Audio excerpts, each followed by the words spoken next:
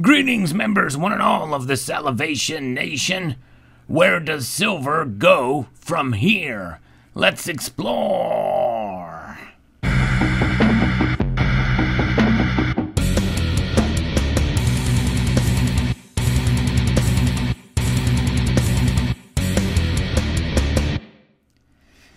That is certainly a relevant question for these times in which we live. But really, it's a question that can be asked at any point in time because we want to know. That's why the most basic instinct is to question where something is going to go for one reason or another. There's a lot of things occurring today in the world in which we live, and a lot of things that most of us think should affect positively for the price of silver.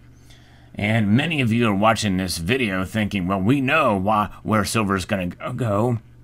It's going to go much higher, or it's going to stay the same or go lower. And both will probably give some fairly logical explanations as to both. Let's first talk about the much higher prices. The much higher prices for silver because many people feel that inflation is going to continue to ramp up. Even Janet Yellen herself, the Treasury Secretary, said that we are going to see inflation with us for the next 12 months. And it's going to either stay the same or ramp up a bit. And there's nothing that can stop silver from reacting to that and increasing in price. We've seen a lot of volatility in the silver markets.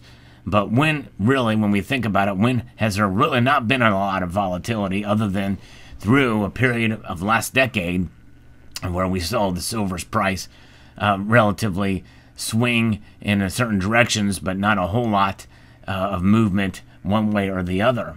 There's a lot affecting the markets today, and silver moves wildly.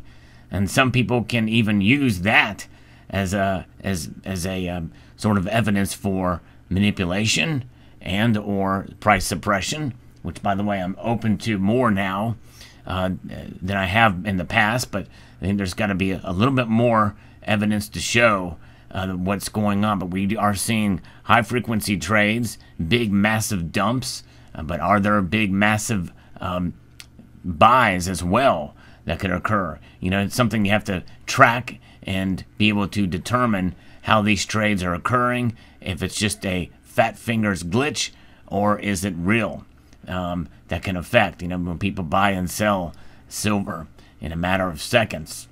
And nonetheless, there's a lot of pressure on the silver's price and on the markets in general when you look at all the different factors affecting it, from war right now in Ukraine, and with some fear that the conflict could widen as well, and no one knows what is going to be happening from one day to the next. Although we know there is increased in intensity in attacks in Ukraine.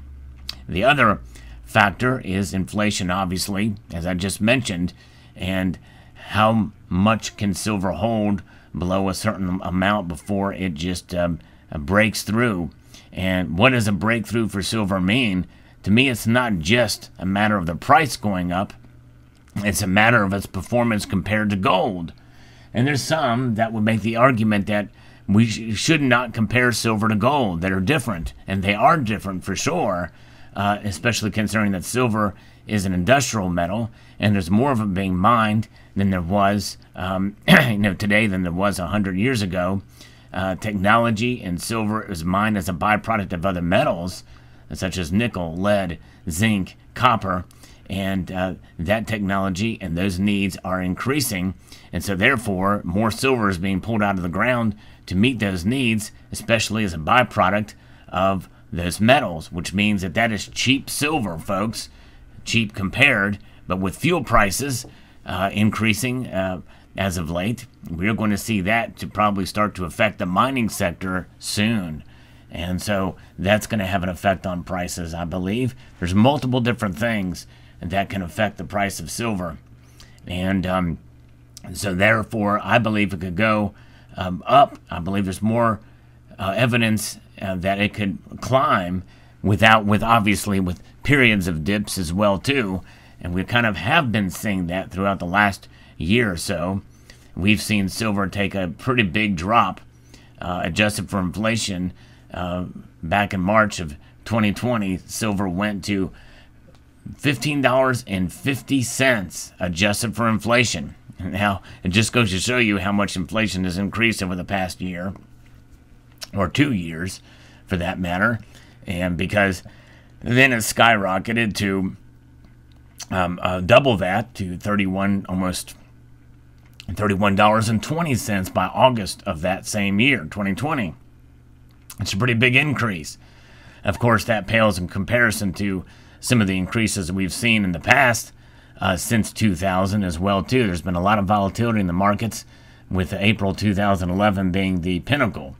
But nonetheless, looking over the past year or two, we have seen new support for silver. And this should encourage silver stackers. No matter what, we have seen new support, and that support adjusted for inflation is around $23 an ounce. Although we have seen periods, obviously, at the beginning of the year where silver dipped below that, but I think we are through that now. With inflation being entrenched and further digging its claws into our economic situation, the impacts of which have not really been fully felt yet. And I think that silver prices have yet to really fully realize their potential in this environment. And what does that mean? Where does silver go from here? With that being said, I believe silver heads to a new support level after some volatility upwards. What that will look like, what that new support level will be, which means essentially the floor of the silver price, I believe we may see that probably right around to where we are at now for silver. That's about $25 an ounce as I record this video, might be the new floor.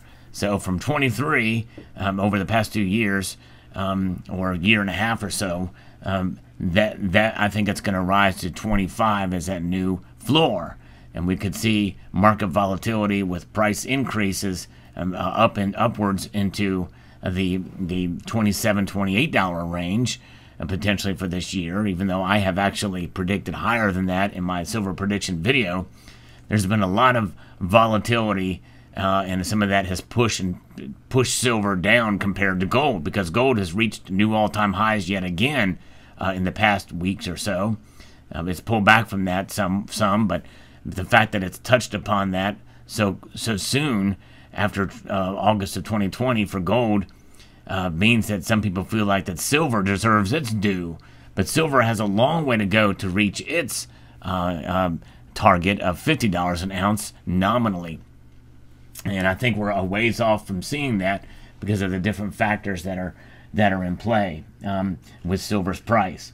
And one of those factors, one can make an argument for manipulation, one way or the other. In other words, manipulation where there's trades done within an organization to move the price up or down, and then suppression. Some people feel that's occurring either as a cabal between banks, and by the way, one can make an argument that the Federal Reserve itself is a manipulative factor, but they manipulate everything economically.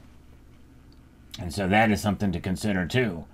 Either way, we will continue to press on with our purchases of silver, and I believe it's incumbent upon us to hold on to that silver. Hold on to it because we are in a period, I think right now, of solidification in the silver markets, solidification of a new floor of where it's highly likely that we're not going to see silver's price fall much further lower than it is now. Although it's anybody's guess, and in some ways to make a prediction that silver is not going to fall below a certain amount may just be as foolish as predicting skyrocketing silver prices like $50 or $100 or even $1,000 silver. It's just not in the cards. And so therefore, to say or to perceive that we're not going to see silver fall below a certain amount and then it does, makes you wonder. But there are times, like in March of 2020, when people ran to the safety of cash, that in theory could happen again. Although cash, the dollar, is not much of a safety net these days, because it is a debt instrument, and we have record debt, and we are also certainly flirting with inflation again. And so likely this dollar, which has lost 7.9% of its value within the past year, means that this is not much of a safe haven as it was in March of 2020. And when you think about the paper markets, when we talk about spot price, that is just it. That's the paper markets. It's not reality when you think in terms of the physical. Physical silver is a metal that is trading higher than spot price in both directions in most cases. You know, the reason why I don't say in all cases, because there are ways and times you can find silver at spot, although it's few and far between. It's a high rarity. The silver market has changed so much that more than likely you will be hard-pressed to find any silver at spot, or even at a reasonable price above spot. And reasonable price in the beginnings of this channel and throughout and since about 2019 would have been, 40 to 60 to 80 cents above spot for privately issued bullion, like what you see before your eyes right now. And but there are times when silver now you could sell it back to your bullion dealer for 50 cents an ounce above spot for privately issued bullion. And so there you have it. To me, that is the arbitrage between the paper and physical markets for silver. And this is why I tend to gravitate more towards physical silver. Physical silver, I believe, is the way to go.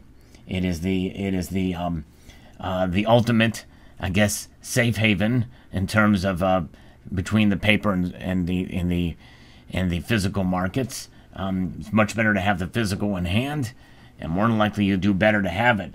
If you paid a high premium for silver, let's say you bought a generic silver round, a 1 ounce generic silver round for simplicity purposes, for $5 over spot, and you needed to sell it the same day, you had to sell it literally the same day and the price didn't move at all, you lose $4.50. The premium is the risk that you take there. But more than likely, in due course, that premium will be swallowed up by the increase in price, but it will take quite a while because $4.50 movement in spot price is that's a pretty big movement, and it's probably going to take a while to get there in order for you to recapture that. And so therefore, when you do buy, you have to buy with the attitude of holding it. So where does silver go from here? Hopefully not out of your stack. That's really the bottom line. The silver that you have, the physical silver that you have, should stay in your stack, in my opinion, especially if you've bought it recently or within the last year. If you've had it for 20 years, well, hey, you may do well to sell it now, but I would hold on to it even as such, because more than likely you've been buying silver for all this time, and your dollar cost average is going to be a calculus that you'll have to consider when it comes times to sell. So there you have it. Silver, where does it go from here in terms of the price will be the other factor, and that is, I believe, in a somewhat of an upward trajectory is my view, and I believe that it will preserve your wealth in course. In due course, just depends on when you buy, how you buy, and when you sell.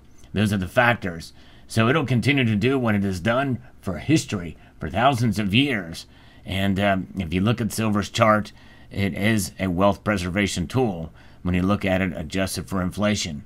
But again, as I've always said, and I like to remind folks that you can pick any 2 dates for any commodity, any investment, any stock or bond or anything that fluctuates in price, and you can make any asset look really, really good or really, really bad.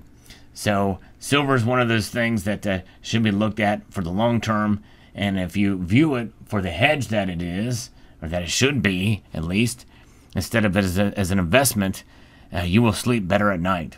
So I'd like to extend a multitude of gratitude to you all for taking the time to watch, and encourage you to please rate, share, comment, and subscribe.